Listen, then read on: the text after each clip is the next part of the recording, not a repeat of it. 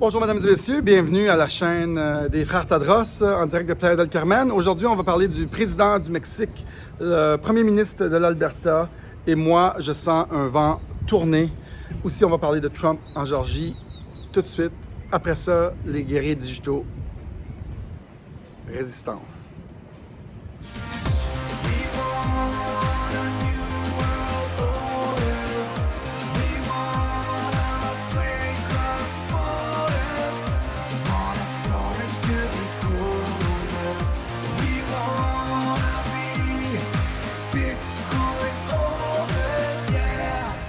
Bonjour mesdames et messieurs, bienvenue à la chaîne des Frères Tadros, j'allais dire la chaîne YouTube, mais c'est moins mes amis de ce temps-ci, parce que bon, là ils nous ont mis en punition pour une semaine, suite à une vidéo qu'on a republiée, c'est même pas moi qui parlais, une vidéo qui parlait des votes, madame qui avait été payée, c'est un genre de reportage, puis c'est sûr que, comme je disais dans le vidéo précédente, YouTube, c'est une magnifique plateforme qui nous donne accès à beaucoup de users, des fois des 50 000, des 100 vues, 50 000, 100 000 vues, on a des millions de vues. On en a encore, je vais pouvoir reposter cette semaine sur cette chaîne-là. Je vous suggère pour l'instant d'aller sur Odysee. Je vous suggère de vous inscrire, s'il vous plaît, à mon infolettre, danieltadros869@gmail.com. Odysee, c'est super bon parce que là, il ne va pas nous censurer. Tu peux downloader les vidéos. J'ai une autre chaîne qui s'appelle Tadros TV où je fais des vidéos en anglais. Là, j'ai mis des vidéos là. On continue à faire passer le message. J'aime ça publier à tous les jours, mais avec notre infolettre, vous allez pouvoir être informé de tout ce qu'on fait. Il y a aussi notre Patreon. Certes, il y a une petite charge de 10 $ par mois, mais on va mettre des exclusivités là-dessus. Des affaires avant le temps, comme on vlog aussi là-dessus. Les Frères Tadros sont divertissants, on n'est pas juste, on fait pas de l'information. Je ne suis pas Pierre Bruno. Vous pouvez voir nos péripéties un peu, nos folies un peu, surtout moi, plus qu'Éric. Je me fais faire un tatou là, d'ici du Mexique où j'ai décidé de ne pas retourner au Québec. Je pose beaucoup de vidéos. Et là, je fais un tatou aujourd'hui. On va pouvoir avoir un tatou. C'est un Bouddha. Donc, il y a beaucoup de péripéties. Pas des affaires trop graves ou trop crazy, mais une personne qui s'amuse, si on veut, puis qui prend la vie à la légère.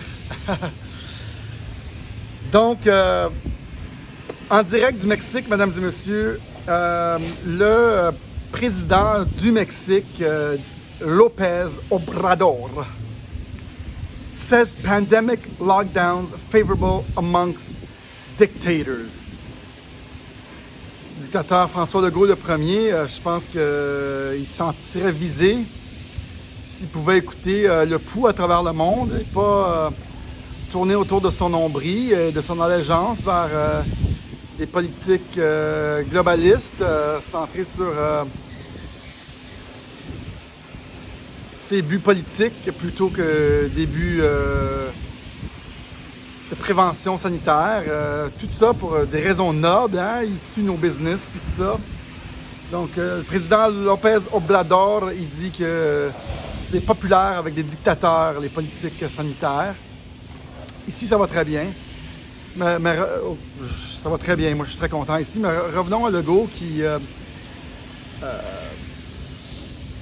la classe d'entrepreneurs et économique du Québec, comment faites-vous pour l'endurer?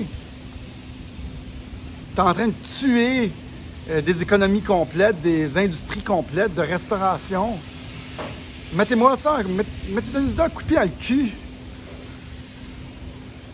Ah ouais, c'est out! Mais certes, on n'est pas ici pour promouvoir la haine. Suivons le cours des choses. On n'attendra pas 2 ans pour des prochaines élections avant de le sortir. C'est le peuple qui va se lever et qui va le chasser. Moi, je sens un vent de changement. J'ai dit ça dans mon intro, un vrai vent de changement. Parce qu'il n'y a pas juste López Obrador qui dit ça. Il y a notre premier ministre Jason Kenney qui semble être devenu un complotiste. Jason Kenney qui dit, qui explique en quoi ça consiste, le grand reset. Il parle des choses à Davos, du Fonds monétaire international. Il dit que c'est une grande hypocrisie.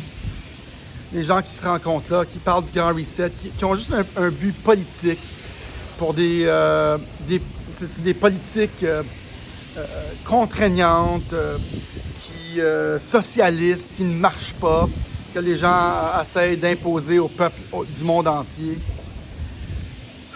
Et j'aimais beaucoup son discours à ce premier ministre de l'Alberta, qui met ses culottes, qui joue pas la game. Je l'adore. J'aimerais ça qu'il soit mon premier ministre. Non, nous, on est pognés avec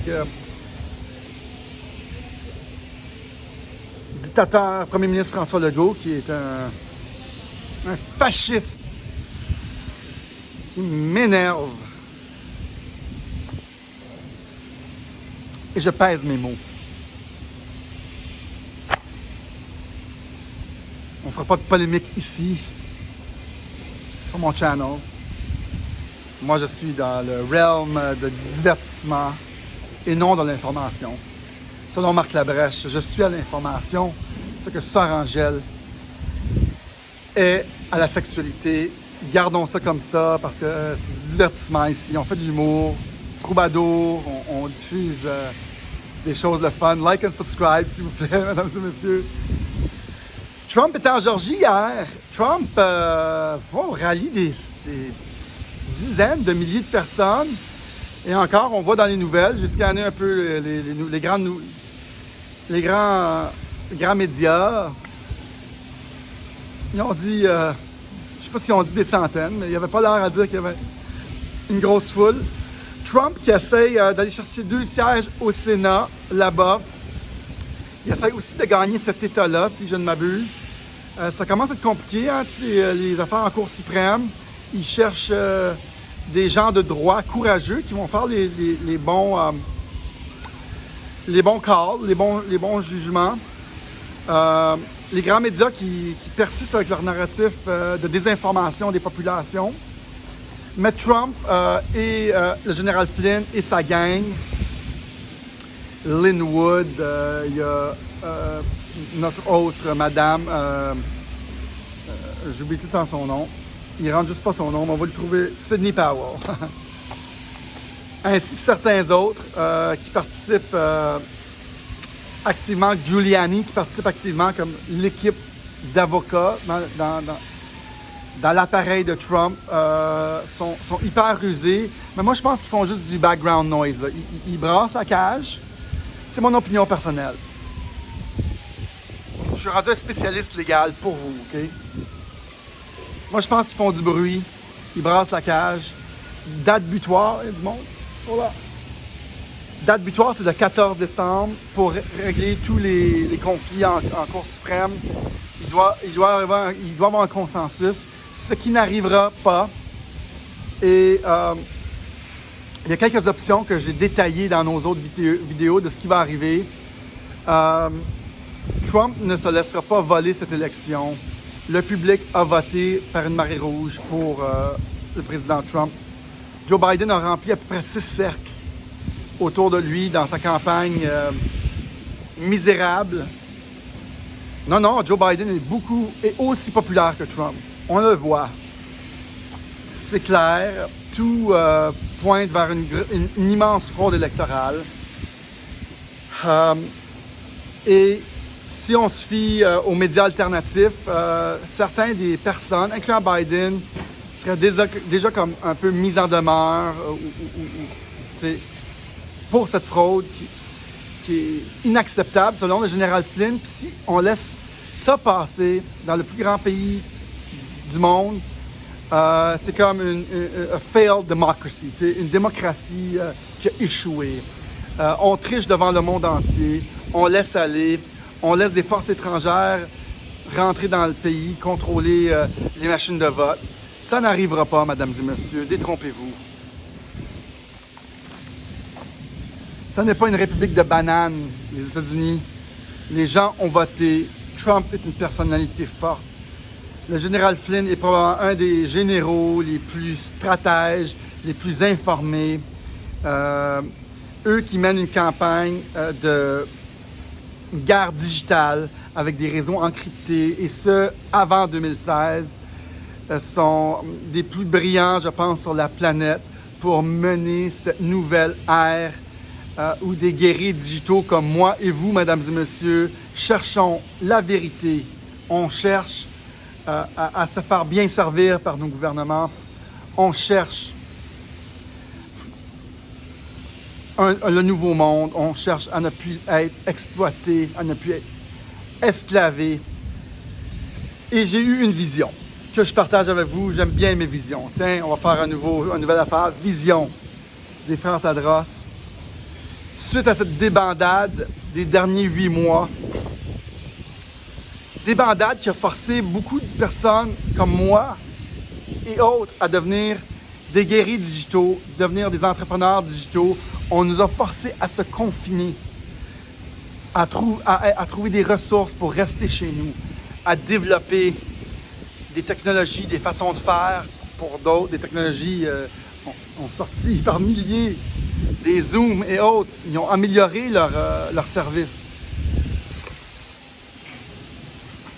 pour rester à la maison.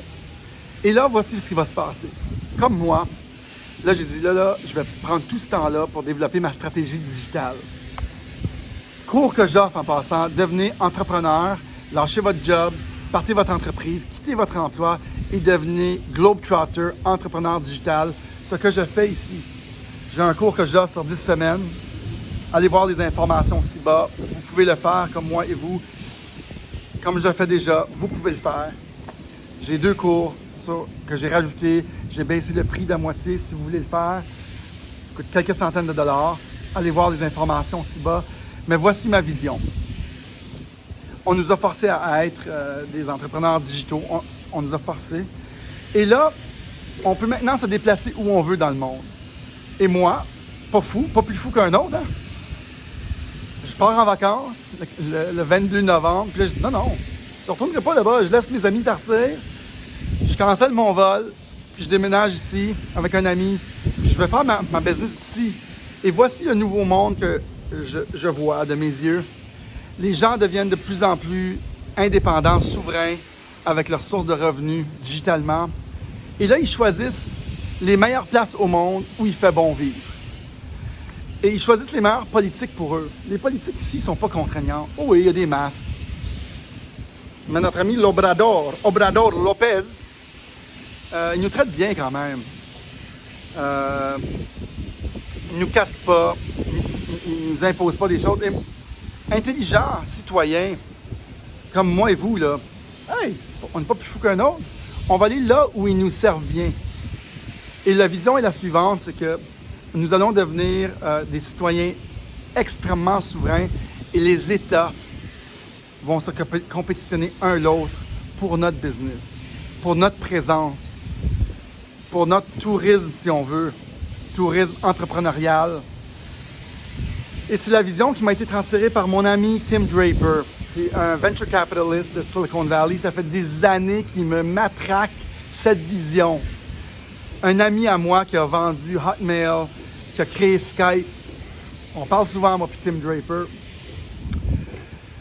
Puis il m'a dit, les gouvernements vont se compétitionner un l'autre pour notre business. Et je ne le croyais pas, parce que moi, je disais, je ne peux pas déménager où je veux. Je n'ai pas les moyens financiers d'être un globetrotter.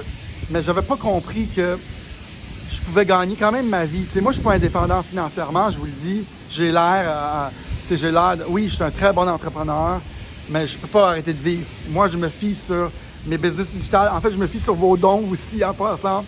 Je suis loin d'être libre financièrement. Oui, je suis un bon entrepreneur, mais je me fie quand même. J'ai reçu 65 $ aujourd'hui, un 15 $ puis un 50 $. Puis ce matin, je me suis levé heureux. Je fais, wow, parce que quand même, 65 Canadiens, c'est pas... pas tout avec ça, mais quand même, ici, au Mexique, on peut faire beaucoup de choses avec ça. Et ça me rend heureux de dire, hey, aujourd'hui, j'ai fait 65, je me fie sur d'autres petites choses. Oui, peut-être un cours, peut-être quelqu'un va vouloir m'acheter un cours. devenir entrepreneur digital. Et là, oups, ben ouais, j'ai fait une autre petite vente et je continue comme ça. Et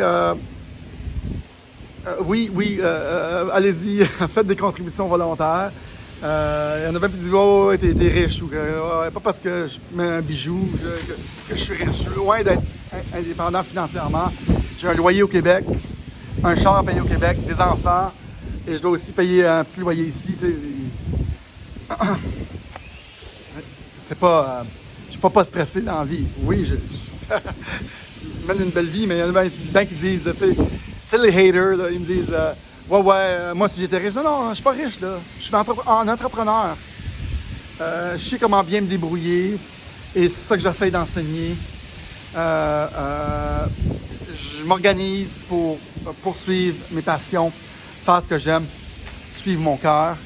Et quand mon ami Tim Draper, on va revenir à ça, c'est ça que j'expliquais, il me disait ça, ils vont se battre pour notre business, nous les citoyens. Et moi, j'étais comme, non, il est riche, lui, c'est un milliardaire. T'sais. Il est riche, c'est pour ça qu'il voit ça comme ça. Il y a 3-4 ans, il arrêtait pas de dire ça. Je suis comme, hey, je pense qu'il comprend pas comment moi je vis. J'ai pas les moyens que lui il a. Mais tabarnouche, il a raison, esti. Tim Draper, you were right, man. Et je pense que je vais l'appeler Tim Draper. Je vais faire une entrevue avec lui en anglais sur ma chaîne. Et on va parler justement de ça. Je vais lui demander pour une entrevue sur ma chaîne à Tim Draper. Tim Draper que j'adore, il me fait penser à moi. C'est un milliardaire. Je me sens comme privilégié d'être en contact avec lui. C'est pas l'argent qui fait le moine. Là, mais à toutes les fois que j'écoute une entrevue avec lui, je suis comme wow, il est hot ce gars-là. Puis il répond à tous mes emails. J'ai proposé plusieurs idées d'entreprise, dont des ambassades digitales, un passeport confirmé dans le blockchain, entre autres, une crypto-monnaie qui s'appelait The Revolution Coin, Revolution, entre autres, et d'autres idées intéressantes. Et non, il ne m'a pas envoyé des fonds pour investir dans mon entreprise que j'aurais espéré. Mais je pense que je peux l'appeler une bonne connaissance, un ami d'affaires. Je pense qu'il m'écoute, moi puis Eric. Je pense qu'il m'écoute parce qu'on est des visionnaires, moi puis Eric. J'ai proposé une citoyenneté digitale, Digital World Citizen, il y a 4-5 ans, puis on a fait un meeting sur Skype. Vraiment intéressant, ce personnage que j'aime bien. Et il avait raison. Et j'en suis la preuve aujourd'hui de vivre ici. Ça fait faire un mois et demi, je suis ici jusqu'au 14. J'en suis la preuve que sa vision était juste. Il m'a aussi dit qu'il y aurait, je vous continue si ça vous intéresse, qu'il y aurait 5 grosses entreprises qui surgiraient de cette nouvelle révolution 2.0, qui est la révolution de la crypto-monnaie, qui changerait et les systèmes bancaires et les gouvernements, qui démocratiserait l'argent, comme la dernière révolution, Facebook, Google, YouTube, tout ça. Il y en aurait 5 nouveaux. Ils deviendraient tous des simili-gouvernements digitales qui offriraient les services que nos gouvernements offraient jadis. Ces gouvernements qui, selon moi, sont déchus parce qu'ils exagèrent, ils saignent leurs citoyens avec des politiques globalistes excessives, des taxes excessives. Mais, qui suis-je pour clamer tout ça? La politique ne m'intéresse pas, je suis juste un artiste, quoi. Je suis juste un gars qui parle.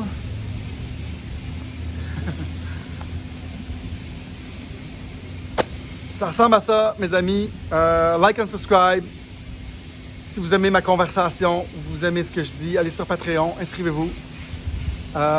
Faites un don, n'importe quel montant. Oui, je le demande. Si vous n'aimez pas le fait que je le demande, désolé, allez ailleurs. On a des plateformes libres. Je dis pas ça pour provoquer personne. Je dis juste ça. Moi, c'est ma business faire ça. Je donne à peu près 7-8 heures par jour, des fois là-dessus. Et j'essaye de donner le plus de valeur possible. Si vous avez eu de la valeur là-dessus, faites-moi le savoir. Si vous n'êtes pas capable, c'est pas grave.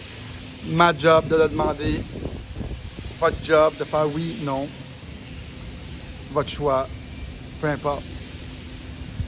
Tout est bon. Donc, merci d'être là. Mesdames et messieurs, j'ai fait un petit 20 minutes, monologue. Oh, il y a du monde. Cool, guys. Merci d'être là. On continue. Je m'en vais me faire un tatou tantôt. Fait qu'il faut que je vous laisse. On va downloader tout ça. Inscrivez-vous votre courriel, s'il vous plaît. DanielTadros869@gmail.com. En direct du Mexique. On va gagner résistance. Salut tout le monde. Laissez pas ce mot dictateur vous dire quoi faire pour Noël. Amusez-vous. Déchu dictateur du Québec. Bye bye.